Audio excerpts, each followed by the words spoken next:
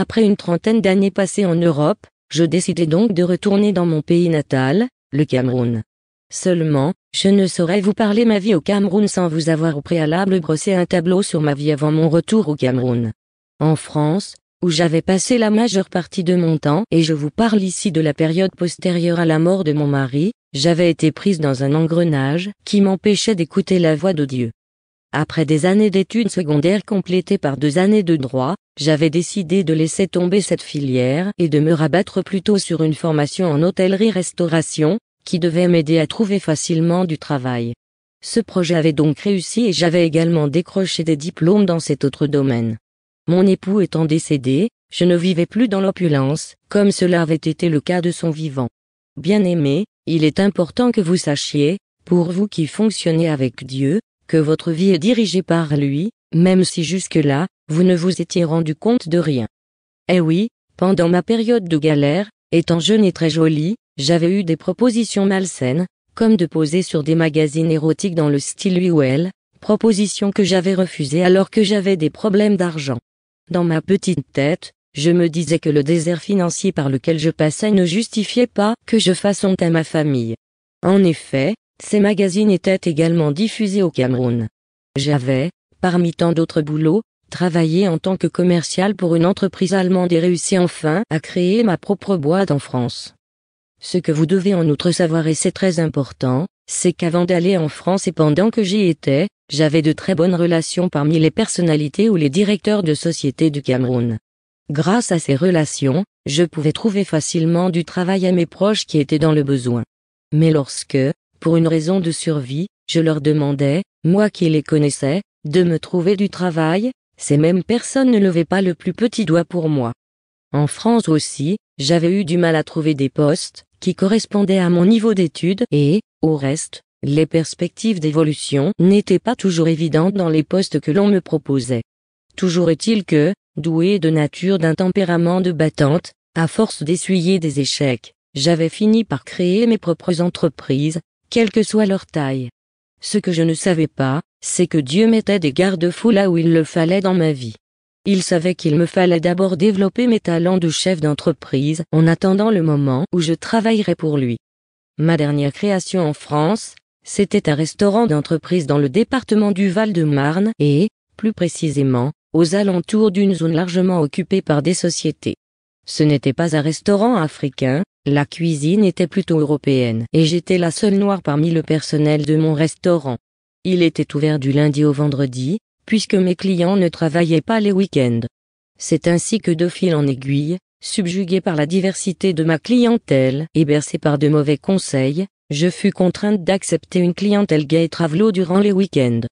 Ces gens vivaient sur un grand pied, ils ne se contentaient pas uniquement de commander des consommations, ils prenaient carrément de bouteilles entières et mon tiroir-caisse était rempli de billets. Certains venaient le vendredi soir et restaient là jusqu'au dimanche sans fermer l'œil. Ils étaient même allés jusqu'à me proposer de leur fourguer de la drogue, des substances illicites qui le permettraient de tenir des nuits entières sans dormir. Ils me promettaient que cela me rapporterait encore plus d'argent. Je ne sais pas pourquoi mais je refusais, car, encore une fois, je ne me voyais pas infliger cette honte à mes parents en Afrique. Eh oui, bien aimé, j'aurais peut-être pu aller en prison pour n'importe quoi d'autre, passe encore, mais pas tomber pour vente de stupéfiants. J'ai toujours été une personne très déterminée, lorsque je dis non, c'est non. L'argent n'a jamais pu influencer mes décisions, autrement, j'aurais mal fini. Encore une fois, je ne savais pas que Dieu était derrière cette détermination. Un beau jour et sans une raison apparente, je m'étais dit à moi-même, juste au moment où mon restaurant battait son plein et que mes soirées remportaient le plus grand succès, que le moment était venu pour moi de cesser d'être un objet sexuel pour qui que ce soit. Pendant que dans ma tête je passais en revue mes prétendants, je me dis soudain qu'aucune personne déjà en couple avec une femme, qu'il soit marié ou non, ne pourrait plus faire mon affaire. Aussi, les hommes mariés furent d'office écartés de ma liste de partenaires sexuels potentiels. Par ailleurs, ceux qui à 40 ans étaient encore célibataires me paraissaient suspects car habitués qu'ils étaient à gérer leurs intérieurs, ils finissaient généralement par devenir des coépouses pour celles qui auraient le malheur de finir entre leurs mains. Je ne me voyais donc pas perdre mon temps avec de telles personnes, pas plus qu'avec les veufs, le fussent-ils devenus pour la 2e fois ou plus, qui non plus ne méritaient mon intérêt, puisque cet acharnement du sort sur eux pouvait s'avérer aussi maléfique pour moi. C'était pour moi un principe d'ordre général. Bien que je sois consciente qu'il existait des cas particuliers, je ne voulais pour rien au monde m'encombrer avec ces détails. En fin de compte, cette liste a eu pour effet de me conduire naturellement à me retrouver seule pendant des années. Lorsque j'ai promis à Dieu que je n'aurais plus de rapport sexuel avec qui que ce soit quelques années plus tard, je m'y étais déjà entraînée et cela n'avait plus été difficile pour moi. Après analyse, je reste persuadée que c'est Dieu qui tirait toutes les ficelles afin de me ramener à lui, petit à petit, au jour qu'il aura choisi. Il fallait que je tourne le dos à ce qui avait été ma vie, et le plus fantastique dans tout cela, c'est que j'étais persuadée d'avoir pris ces décisions de mon propre chef, alors qu'elles me venaient de Dieu. Lorsque ma dernière petite sœur est morte, et que je me suis tournée vers Dieu, mon cœur était déjà prêt à l'accepter. Bien-aimé, il n'y a pas de hasard dans la vie.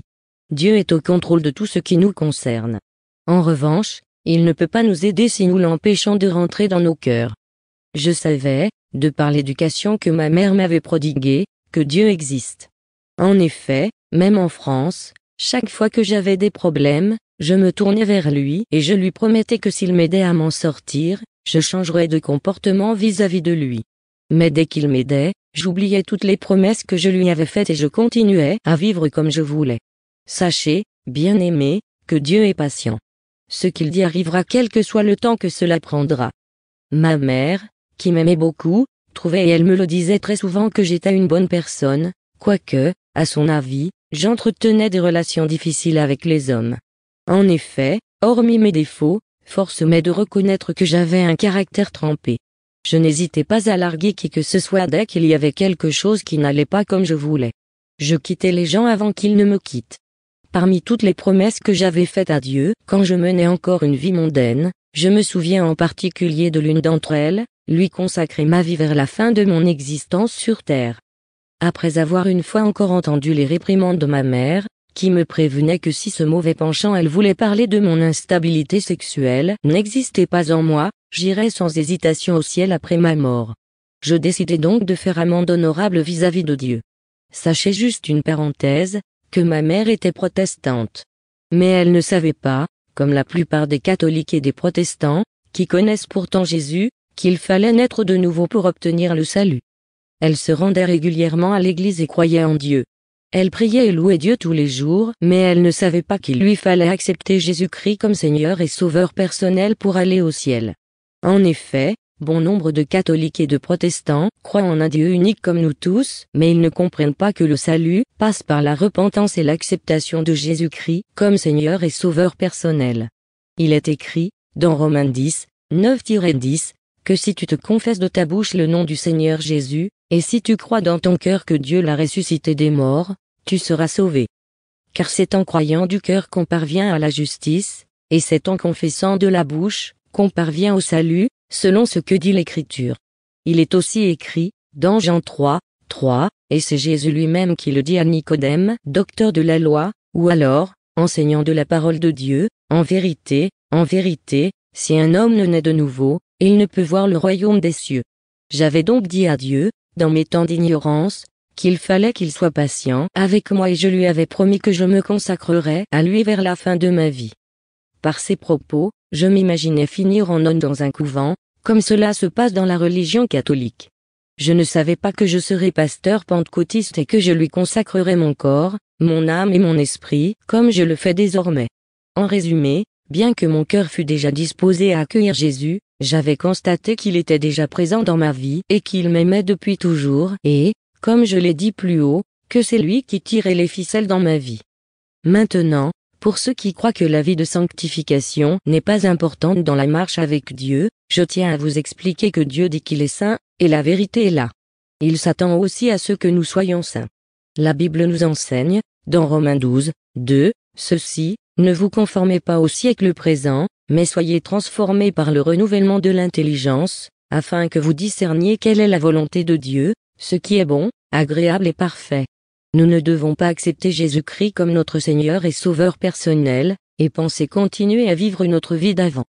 Pour finir, la Bible nous dit, dans Hébreux 12, 14, de rechercher la paix avec tous et la sanctification, sans lesquels personne ne verra le Seigneur. Comprenez donc que le ciel n'est pas une poubelle, et Dieu ne se retrouve pas dans une situation si désespérée qu'il en vienne à accepter que le premier venu monte au ciel, auprès de lui. Ne croyez donc plus que sauver, c'est sauver. Vous ne pouvez pas vivre dans l'égarement et aller au ciel à votre mort. Le paradis est plus sérieux que cela. Lisez donc la suite.